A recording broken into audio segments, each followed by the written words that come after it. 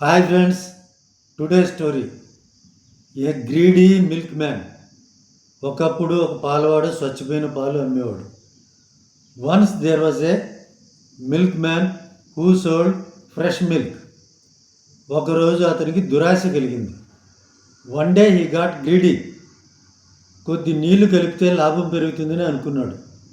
He thought he would get some more profit by diluting some water into the milk. కొంతకాలం అది పనిచేసింది. It worked for a while.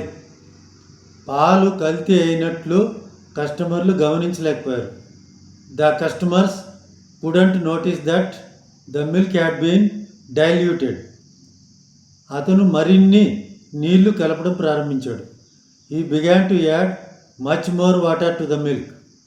కస్టమర్లు వాని మోసం తెలుసుకుని పాలు కొనడం ఆపేశారు. Knowing his cheating, customers stopped buying milk from him. పాల డబ్బులు తీసుకుని ఇంటికి వచ్చేటప్పుడు దొంగలు పడి అతని డబ్బంతా దోచుకున్నారు. While returning home, some robbers attacked him and robbed off all his money. మనం ఇతరులకు ఏమి ఇస్తామో అదే మనకు తిరిగి వస్తుంది. Whatever we give to the others, the same comes back to us.